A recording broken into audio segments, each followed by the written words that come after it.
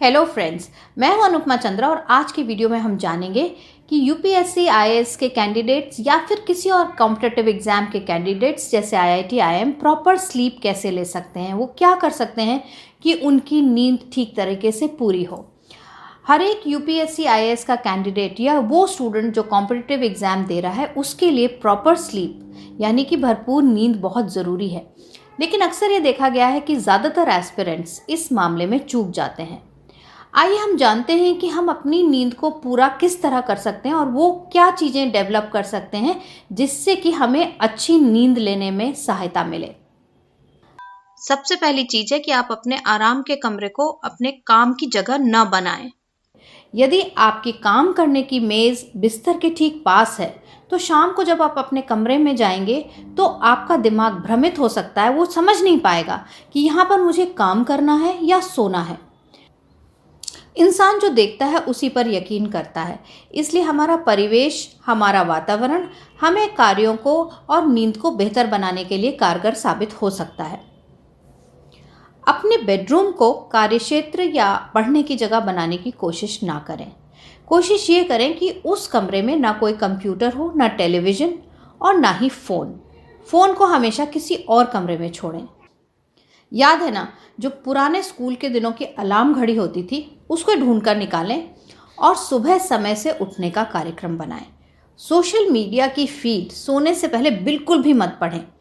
इस तरह आपका दिमाग विश्वास कर पाएगा कि बेडरूम एक सोने के लिए अच्छी जगह है और आप तेज़ी से सो पाएंगे।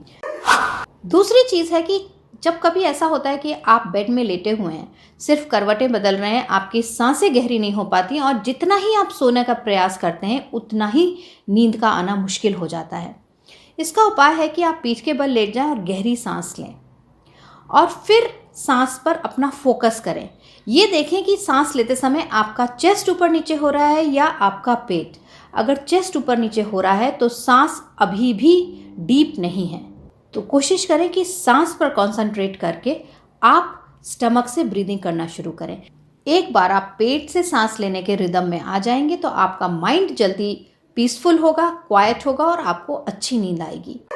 चीज़ है कि आप अपने कमरे को वेंटिलेटेड रखिए, यानी कि उसमें हवा का आना जाना रेगुलरली होना चाहिए। खिड़कियों को खोल कर रखिए और कम से कम कुछ घंटे दिन में खिड़कियां खुली रहनी चाहिए। कमरे का टेम्परेचर एक रीज़नेबली अच्छा टेम्परेचर होना चाहिए। बहुत गर्म होने पर भी सोने में प्रॉब्लम हो सकती है।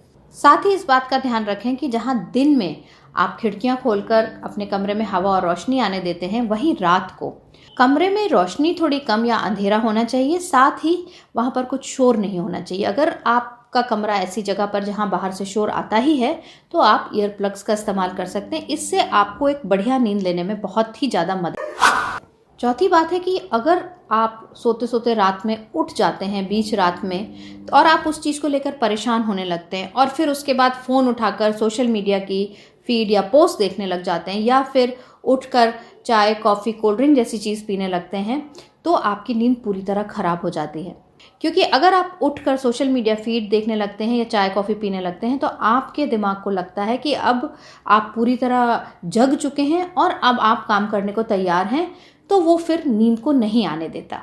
एक चीज़ का और ध्यान रखिए कि अगर रात में नींद टूट गई तो तुरंत से घड़ी को मत देखिए। उससे स्ट्रेस जनरेट होता है और आपको लगता है अरे मेरी नींद 3 बजे क्यों खुल गई, 4 बजे क्यों खुल गई।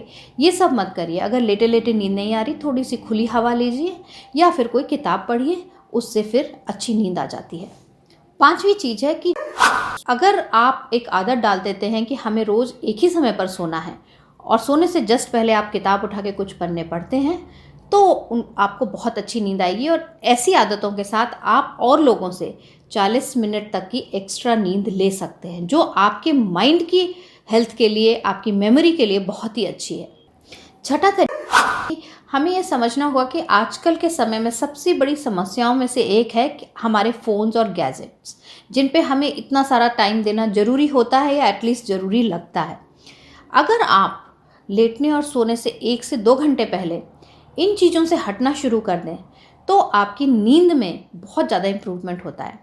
हमारा जो शरीर है वो एक बायोलॉजिकल साइकिल को फॉलो करता है, यानी हमारी अपनी एक इंटरनल घड़ी होती है जो हमें बताती है कि कौन सा समय है, जागने का समय है, सोने का समय है, एक्सरसाइज का समय है।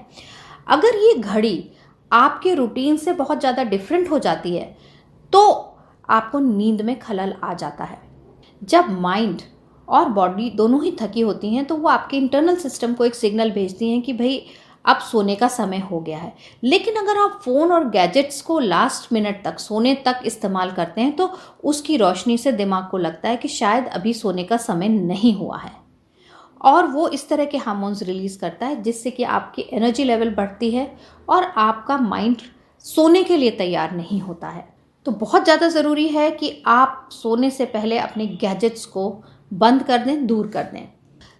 आपका तरीका है कि अगर आप बहुत बढ़िया एक पीसफुल नींद चाहते हैं तो रात को सोने से पहले कुछ भी भारी भोजन ना करें।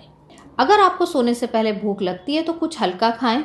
अगर आप भारी खाकर सो भी जाते हैं तो आपका शरीर ठीक से आराम नहीं कर पाता, उसे उस भोजन को पचाने के लिए बहुत सारी मेहनत करनी पड़ती है। इतनी सारी कैलोरीज को बर्न करने के लिए उसको प्रॉपर टाइम नहीं मिल पाता, इसलिए खाना खा के थोड़ी देर तक जगे रहना चाहिए और सोती हुई बॉडी पर इतना ज़्यादा बर्डन खाने को पचाने का नहीं डालना चाहिए, इससे स्लीप डिस्टर्ब हो जाती है। इसके अलावा आप छोटी छोटी चीज़ें अपनी रूटीन में डाल सकते हैं जिससे अच्छी नींद आती है। जैसे कि अगर आपको कोई चीज़ बहुत परेशान करे तो आप उसको राइट डाउन करिए सोने से पहले।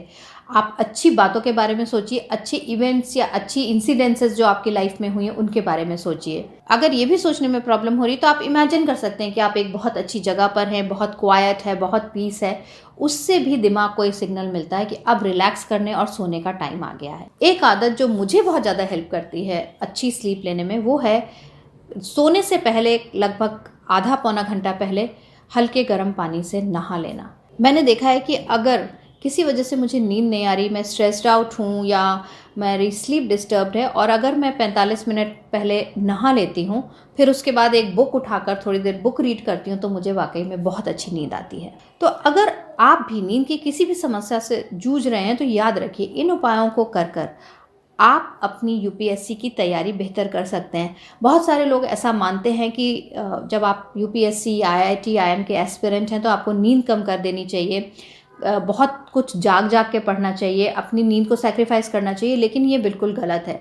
आप अगर कुछ दिन भी अपनी नींद को सैक्रिफाइस करते हैं तो आपकी प्रोडक्टिविटी, एफिशिएंसी और मेमोरी में बहुत ज़्यादा गहरा असर आता है। तो नींद की कॉस्ट पर अपनी तैयारी मत करिए, अपने आप को इस तरह ऑर्गेनाइज करिए कि आप 7 से 8 घंटे की नींद ज़रूर लें। तो मैं हूं Anupama Chandra, ex civil services officer.